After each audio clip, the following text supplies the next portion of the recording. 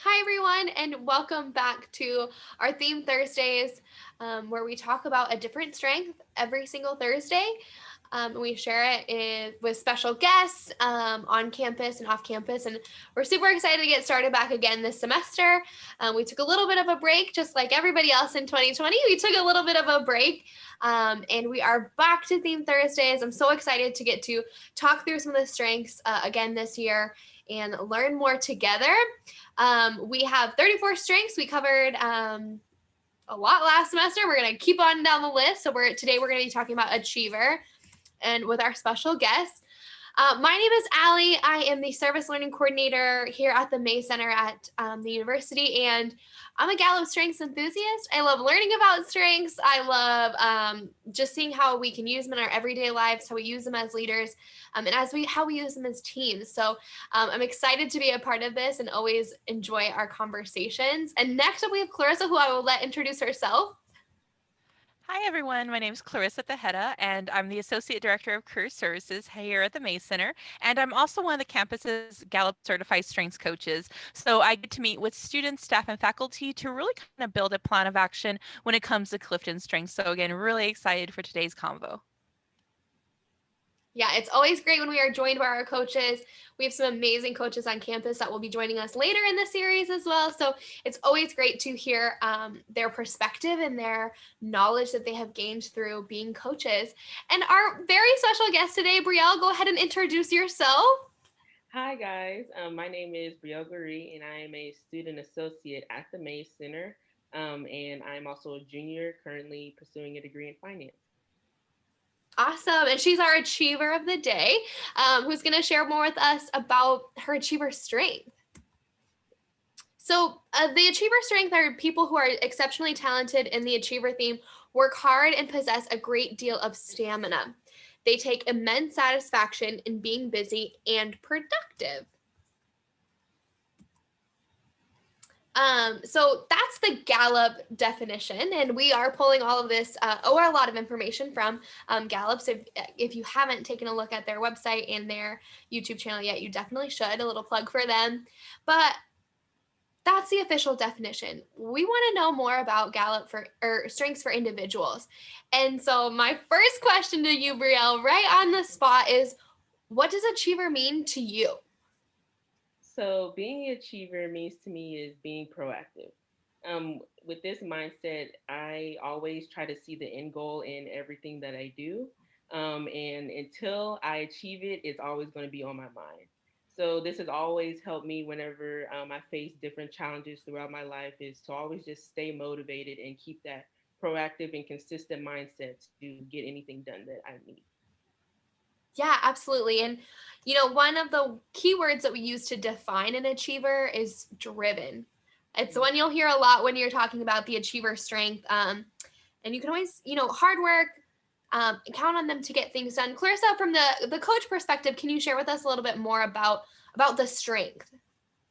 Sure. So actually, here in the US, achiever is actually one of the most common. So it's one that's really driven towards, I love the statement of succeed by doing. Someone who's high in achiever is really going to keep that energy for a project and a team. They're going to make sure everybody's kind of like, let's go, let's go. But they're not only excited to start the project, but they are the ones that kind of set the pace throughout it. But they're going to make sure it's actually finished, which is something that's very important because this one, a lot of times people may confuse with activators. Activators, again, are very excited about starting the project, getting it launched. Achievers are going to be like, you know what? Yes, we're going to do that, but we're going to close the deal and we're going to make sure that we get it done really well. Which Brille, I mean, especially I will say Brille's been phenomenal. Brille's working remotely with us this term, and her achievers really come out because I always knew that if, hey, Brille, can you knock this out for us? There was never a question that she was going to go ahead and do it because her achiever really did lead her day. Thank you. Yeah, absolutely. And something else we hear about achievers is that forward moving motivation that when they complete tasks, it gives them energy. When we hear that word stamina, we think like, well, what does that really mean? But you know, I'm that activator who's like, oh, thank God I checked something off. I can take a break. Where achievers really feel motivated by checking that off. And I see that in Brielle all the time. We love that. Like, that's an amazing talent to have, but really to understand that better. What are like some examples where Achiever has helped you? So, as being a finance major, one of the classes I'm required to take is accounting. And as anybody knows, this is a very, very challenging subject. And I remember the first accounting class that I took, which was Introduction to Accounting. I didn't do so well. And it really did take a toll on me because I am a person that is very concentrated on my grades and making sure I'm on top of everything. And so, even though I didn't do well, I didn't let it set me back because I knew that I would have to take other accounting classes after this. So I put a list together and I made a deal with myself. And I said, look, even though you didn't do well this semester in this class, you know it's going to be challenging for the next couple classes afterwards in accounting because it just builds off the first one. So I tried to promise myself that I was going to get an A in the next class and do everything that I could to do that by whether that was studying long hours, joining a study group, whatever it was, just improving off of what I had did last semester. And so once I did that, I actually ended up getting an A in the class. And so it did give me a boost of motivation to always, trust and believe in myself, even when I do face any sort of challenges. That's amazing. That is just really, I think, speaks to you as a person, of course. And that's incredible. But really, that strength that you'll hear often that achievers are those individuals who love to make a list and love to check it off the list and really find power in that and find that that helps them to guide them. Um, and I think something that's really interesting that I've heard is that achievers are typically counting up instead of counting down. So like when I'm working out or something, or and I have a task, I'm like, okay, like only two more left. Like they're like, okay, check one, check one, check one. Where achievers are typically like, I've already done 7. Where I'm like, oh my gosh, I still have 3 more to go. An achiever is typically somebody who's like, I've already done 7, and you were like, I've already done one of these courses. What do I need to do better in the next one? But knowing that I'm moving towards that next one and that forward motivation. Um, Clarissa, where do you think really achievers can utilize their strength to help them in maybe their studies or maybe even in their professional roles? I think Brielle really did mention a really important idea of making a list. It's one of those that kind of keep everything organized, but also making sure that the achiever kind of communicates, you know what, let me run with this. That's something that's so important because to actually really feed an achiever strength, you have to give them the freedom to run. And so an achiever has to be able to articulate that and let people know, go ahead and trust me on this. Also, sharing that strength with others because sometimes I'm sure we've all had those projects where you kind of run into a roadblock and you're like, oh my goodness, we just can't do this. This is where the achiever can really change the energy in the group, where they can make sure that they kind of reactivate everybody. So sharing that insight, I think, is so important. Also, something really want to state for the achiever is not to forget people in the process, because say we're going to talk about the concept of raw versus mature talents, right? So raw is automatically what you have if you haven't invested in it. So raw achievers can be like, yes, I want to accomplish all these tasks, check, check, check, check. Someone who's actually invested in the achiever is going to care, yes, I want to accomplish that, but how can I bring other people in part of this process? How can I collaborate and share this win with others? So do be mindful of that. Again, Brill, I've seen you do a really great job on that, but don't lose sight on that because, again, while it feels really great to accomplish those tasks, you still want to make sure people are involved in this process in some way, shape, or form. Yeah, absolutely. I think we see a lot of achievers thrive with autonomy, with the free reign to say, I have these goals and tasks that I want to achieve, and that I know that I can. Might be bogged down sometimes, feeling like, okay, well, I maybe don't have the freedom or the opportunity to really achieve them. Um, so we're going to talk about challenges of an achiever here. And I think Clarissa did a great segue into some of the challenges that it can really be. That autonomy is great, but how do you have autonomy in a group project or in a professional setting office? Brielle, what are some of the challenges that you've seen where your achiever strength challenges you to do better, or to kind of recognize when you are struggling? So I would say one of the biggest challenges of being an achiever is being okay with things not going your way. We tend to think that, when we set a goal, that everything's just going to go perfect and I'm going to reach this goal as fast as I can. And sometimes that doesn't happen, as you saw with my case with accounting. And with this in mind, I also think it's important that we do get really focused on one thing. And so sometimes we tend to neglect other things outside of that. So I do believe it is very important for achievers to realize that, yes, your goal is important, but to also focus on other factors. Like Clarissa said, other people, make sure other people are involved in, especially in school. If you just put all your focus in one class, you're going to start seeing your grades drop in other classes. So it's always important that, yes, your goal is something that everybody should have, but it's also that you need to have other people included and also have other things as well that you won't neglect. Yeah, that's so great. I think it speaks well that while we want to have that autonomy, we're not an alone island, and it can be sometimes challenging for an achiever to become isolated, to really say, well, I'm focused on getting this done, and I'm really passionate about it. I'm gaining energy from achieving these things, from crossing things off my list.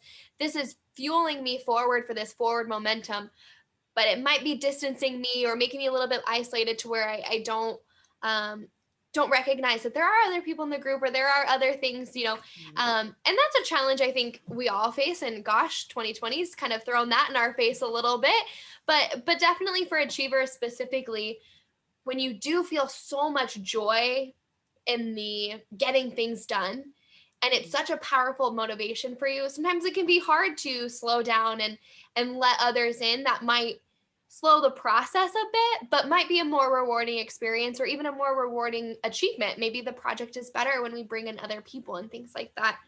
um, I also think, Clarissa, something that they also say is achievers have a tendency to take on too much, or even maybe add too much to their list. And I'm wondering what insight you can offer as a coach to really overcome that challenge. Absolutely. So again, raw versus mature. So a raw achiever is like, you know what? I want to be busy. I thrive in busy. That's how I define my success. If I can't, my calendar is full, my to-do list is full. But then also in reason, you do have to ask yourself, well, are all these projects really getting the best of me, right? Again, can I share this with other people to activate their win?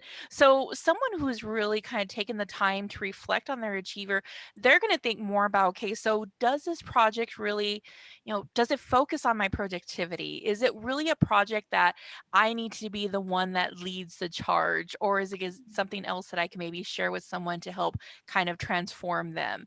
Because that's tricky with an achiever. They will certainly say, yes, I can do it, not a problem. They will not question. You're like, I got this. But also in reason, you need to really identify, well, when is it that you are your best you so you can have that win? Also, another thing is just taking the time. I will say sometimes with achievers, it's tough because automatically they want to move on to the next like task, the next win, right? Not looking back and celebrating is such a challenge, and that's actually something that for the community around them is very important to kind of step back. So like, hey Brelle, you did a great job this semester. Yeah, I want to acknowledge that. So that's also really important because the achiever, again, they're just going to keep moving on, and they're not going to have that moment to even think like, oh yeah, I did accomplish this. Yeah, absolutely. I think you and Brielle nailed it on the head, saying if I put all my focus, or I really want to achieve a lot, or maybe I put my focus in one course because I really want to achieve there, like, is it getting the best of me everything else? And learning to balance that is not easy for anybody, any strength. It's always a balance between life and school and work and family and friends and all of these things that we really want to excel at. But for achievers specifically, finding that balance and saying what's getting the best of me, where can I reflect, or where can I take a look at how to utilize my strength. And like Clarissa said, the raw versus mature, we're not always going to hit the mature strength. Sometimes we're going to be in this raw state of learning through it and working through it, and why having coaching sessions is so important, and why kind of reflecting on these strengths is so important, because we all start out with a raw strength. And none of us are, gosh, imagine if we were just born experts at these strengths, what a world we would live in. But to really just understand that it takes constant observation of yourself and what you're doing and how you're working. And, in my role, I'm always making sure we're reflecting and being mindful of things. And that's kind of what we all have to do in order to face these challenges head on. I think that's one of my favorite things about strengths is that when we look at challenges, we're not always looking for solutions. Sometimes we're just looking for recognition, like recognize the challenge that we're facing or a challenge that my strength has. It's not always rainbows and sunshines, no matter what we're talking about. So I really appreciate that you guys both talk to these challenges in ways that they can be overcome, but also in ways that we just have to recognize sometimes it's a little bit more difficult. To maybe find that balance or to not take on too much or to, let something say, okay, I can't take the lead on this or I can't be the main person of contact or, a group project. Like I can't always be the one who's like leading the charge and really sharing that responsibility. And Um, why it is important though, because I think when we assume balance, we assume, okay, you need to disconnect. That's what needs to happen. That may not be a case for an achiever though, right? They mhm. may say, well, you know what, my way of balancing is, applying my achiever to go hang out with my family, to kind of schedule a family day. So knowing and don't like assume like, hey, you need to go take a nap or you need to go just like not answer your emails because that may not be what's best for them. They do know what they need to do. And also, I mean, don't underutilize the achiever as well, right? Again, they know their balance for the most part. So do be respectful of that too. I love that. I think, gosh, Clarissa's so good at this, isn't she?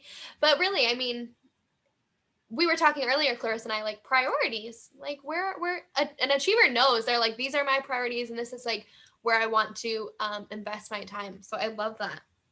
Um, so we've talked a little bit about the strength and the challenges as an individual, but what about in a collaborative setting? So could be, in a professional role as a student or all these things where we're in a group and we're collaborating. Maybe it's with another person or maybe it's with, gosh, sometimes we're in committees of 13, 15 people. So what are some tips that you guys have for collaborating with an achiever? So I feel like we kind of already touched base on this a little bit as far as making sure that when you're in a group with someone that is an achiever, to kind of correct them if they're starting to go on their own path. Making sure that they know that, hey, you are in a group setting and there's other people in this project, and it doesn't just have to be you to, complete everything. Because sometimes achievers, we do know we're in a group project and we tend to usually enjoy being in group projects, but sometimes we still, lead to those ways like, okay, this is what I need to do. And if I have to do everything, then that's just how it's going to be. But knowing that, when you correct them, then they'll start to realize, okay, yes, I'm in a group project, let's try to move forward from this. Let's see like what roles each one of us is going to play. But also it goes into, since achievers are very proactive and they always want to see the end goal, making sure that everybody in the group is doing their part, because that's always going to cause conflict. So achievers, like I said, since we're very proactive, we always want to get everything done. If people in the group are not doing what they're supposed to do, then achievers is going to do it by themselves. So it's always, it always has to be a group effort. And when you're in a group with achiever, correcting them when they're doing stuff by themselves is important, and also making sure that you're keeping your end of the project up as well. Because, as achievers, we're just going to keep going and going until, either we present the project or turn it in, whatever it may be. So that's one of the important tips that I would say for collaborating with the achiever. Yeah, I completely agree on that. Accountability is so big here. If you tell an achiever, okay, so I got this part handled completely, you should keep your word on that. Again, you should make sure you're actually doing it because they're expecting you to. So that's going to be a big one. Again, also celebrating those moments of victory, right? Like, you know what, we did really great here, kind of showing those moments of growth. Remind the achiever, right? Kind of help them guide through that because they also need it. So open communication, and again, really big, I think, team accountability, which is so huge in a classroom environment. Know that everybody's a part of the effort. It should be happening. Yeah, I love that. I think you guys both talked. talked a little bit about knowing everyone's strengths. If you really want to thrive in a group environment, especially on our campus where a majority of our students do have their strengths. If you don't yet, don't worry, you can still take your strengths assessment. But knowing other people's strengths within your group and how to communicate best with them, like we said, accountability is super important. But celebrating victories and letting people know, hey, I know that you really want to achieve this goal, but like I'd like to help, or like I want us to be a part of it, or I want to collaborate, is really important as well. So knowing each other's strengths will make it better and give us an opportunity to really have collaboration in a way that fulfills everyone's strengths, or that really kind of targets knowing our, like we say, knowing your strengths is great, because then you get to express those strengths and work together on them, and find where other people's strengths complement yours, or where maybe your strengths complement somebody else's weakness. As we just talked about the challenges, maybe we need an activator to be like, okay, I know we really want to get to this, but we've got to put it on hold and move on to this for now, or things like that, so that we can really understand that better. And so you can see, the strength in its, mature form and its best self just has as many challenges and needs collaboration. And that's why they're all kind of tied together, to really make that well-rounded understanding of our strength. And like Clarissa said, it's raw and mature, and we kind of go through these moments and processes of learning through them all the time. So it's kind of a learning process in and of itself, just understanding our strengths better. Clarissa, is there anything you want to add as a coach about this strength in particular? So, achiever, I think, is such a powerful one, because, again, it is a force to be reckoned with. They have stamina, they're going to want to get the job done. And just making sure to, again, to reflect back. I think the coaching sessions would be extremely helpful. Again, even kind of maybe talking about, well, how can I keep this in balance? How do I also achieve not only in work, but also in school, with my family? Setting those moments of victory, I think, are really critical. Now, with Achiever, though, it's a wonderful person to partner with, I will say. So, like, say I have developer, I'm all about people and building their needs. So, with Achiever, again, if I'm partnered with Achiever, we can do some really cool things together. So, making sure that they do share that power of the Achiever strength with others could be a game changer, absolutely. Yeah, I love that. I think, like we said, all of these strengths are so valuable, and it's just learning through them, learning to share them. Like Clarissa said, again, a coaching session. Oh man, sometimes you walk out of those coaching sessions and you're like, okay, I get my strength. I get my strength. Like I can see it. I can see it. And then you go back and you're like, okay, wait, maybe I didn't. How do I do? What's that like? And working through those. So, Brielle, is there anything else you want to share with us as an achiever of yourself, of how you use your strength on a daily, weekly basis? So, as a student, I would like to say to other students that are achievers, it is okay to fail. We all go through it, and yeah, it can be a setback, but as long as you keep moving forward and have your focus on the end goal, that's very important. And then also think it's important, I know from personal experience, to know your limit. Mhm. Because I've had plenty of times where I'm like, okay, I'm going to do A, B, C, D, and I can go through the whole alphabet. And I'm trying to achieve it in like 1 month. And it's like, okay, I'm pushing myself a little too far. So stopping and assessing yourself and making sure, you're mentally right, you're physically right, everything else, before, trying to achieve something is very important, because then you are still a human being. You're still, have other things to focus on, but finding that balance between, okay, I'm gonna focus on my goal during this day and then doing other things is very important. And just live life. Because I know for me, I focus on school sometimes way too much, or work way too much. Go out there and be collaborative, go and spend time with your friends and other things. Finding the balance between school, work, and like other things outside of that is very important. So I would say that's one of the important things for me, and I'm still trying to learn it. I'm not perfect, but I'm still trying to learn that as I go along. Yeah, a lifelong process. I think we all Mhm. are still trying to learn our priorities and how they coincide with one another. So I really appreciate you sharing that. And I know so many of our other students are probably in that exact same spot and thinking, oh, Dang, is that me? Should I maybe take a minute and let some of these the second half of the alphabet wait till next month Right. for my to-do list, or maybe I can move these a little bit further along. So thank you for sharing that. Well, I just want to remind everybody that we have a Theme Thursday playlist on YouTube. So you can scan the QR code, you can YouTube search us if you want to find more of our Theme Thursdays. You can hear more about the themes that we've previously done. And you'll always find our new episodes on there. This is sort of like our second season. If we're going seasons wise, this is our second season. So you'll find the first season on our YouTube playlist. And of course, if you're interested in learning more, you can always reach out to temusa.edu/Jaguar Strength to learn more about our Strengths 101, 201, and probably get to hang out with Clarissa a little bit more and some of our strengths coaches and what opportunities there are on campus.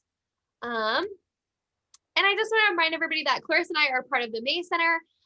We are here even in this virtual time. I know it might be a little weird. I don't know when we will see everybody in person again, but we're always here. You can always reach out to the May Center at the what you see on your screen. All of our social medias, our emails, our website, a lot of information is going up. Brelle knows she helps us with all of our information that's going up. But if there are any questions or if you'd like to talk more about this, feel free to leave a comment or to message us or email us and learn more about your strength. Alrighty, everybody. So thank you so much, Brelle, for being here and for sharing so much wisdom with us, sharing your strength with us. We really, really appreciate your perspective and just making time for us, but also just for such insightful conversation on this strength. So we really appreciate it. Thank you. I really enjoyed it, sharing my experience, and hopefully somebody will find it useful and apply it to their life as well. Absolutely. And thank you, Clarissa, for helping put all this together. She is our strengths guru, and I learn everything from her. But of course, don't forget to find us every Thursday here on YouTube. Alrighty. Thank you, everybody.